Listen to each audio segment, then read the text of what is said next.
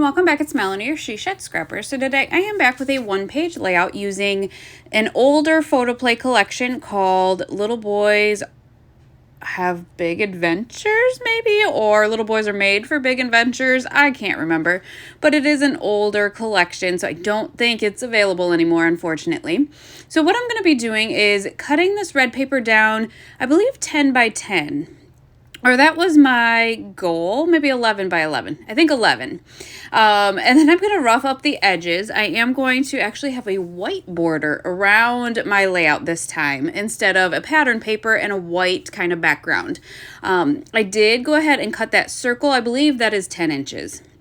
So I think the red paper is 11 by 11 and then the circle is 10 inches. I could cut that with my Cricut ahead of time. And then I have 3 photos that I'm going to be using of my husband trying to teach our youngest how to roller skate or rollerblade.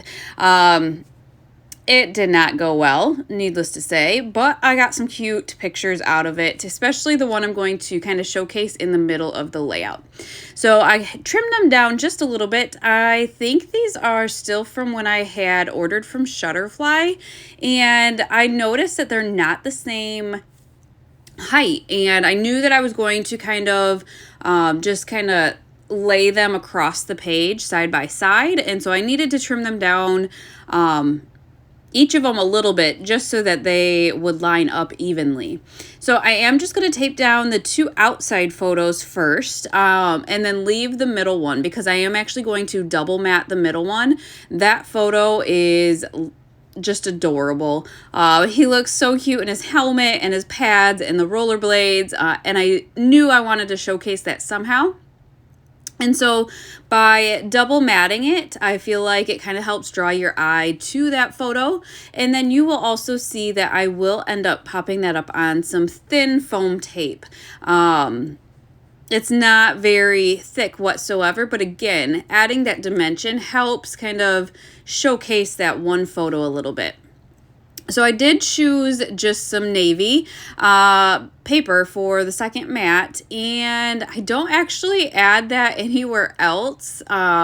You see that it is in the collection because of that striped paper to the right, but I don't actually use that. I do end up adding some green. I believe those are only maybe 1/2 inch strips, if that. And I add that to the top and the bottom, again, just to kind of I don't know, make some definition between the photos and the rest of the layout. I just like having that barrier there. That's the word I was looking for, like a barrier between the photos and the rest of that layout. So for that circle in the middle, I definitely could have just trimmed that down, but I don't know what I would have done really with that middle piece of that circle. So instead I did use the whole part of the circle, the whole circle, I guess, not part, the whole circle there. But again, you could just use parts of the circle and make it look like it goes all the way through. The reason I really picked this collection, because I was looking for one where I didn't have to come up with a title. So I picked this collection because on the sticker sheet it said Adventurous, and I thought that was the perfect title for this layout. This layout, the embellishments for it are really very simple. I have the title at the top, and I'm going to have 2 different clusters down at the bottom. I did have some leftovers of a chipboard frame pack. I believe it's an Echo Park collection, but the sayings and the colors matched really nicely, and so that's where that circular element on the bottom right is from, is that chipboard frame pack. The sticker is off the sticker sheet from this collection. And then I did go into my Scrap and Happy Studio stash to see if I could find any other embellishments that I thought I would want to use. I have some kind of boy embellishments or flares here, and so I just was trying to figure out what to use. I found that Stay Wild sticker and kind of liked sticking with that circular element. You know, I have the circle underneath my photos, a circular element on the right hand side, And so I decided to keep that Stay Wild. I really liked this green heart flare from Scrap and Happy Studio. I thought the green matched pretty nicely, and so I'm trying to kind of figure out where I can place that and decide on the end of the title up there at the top, which meant I still had more to add to that Stay Wild on the bottom. So I did kind of go into my stash to really try to figure out if I had any extra pieces from other collections that I could use. I have quite a few just kind of random embellishments in one of my 3-tiered carts right to my right. I have some more in a drawer.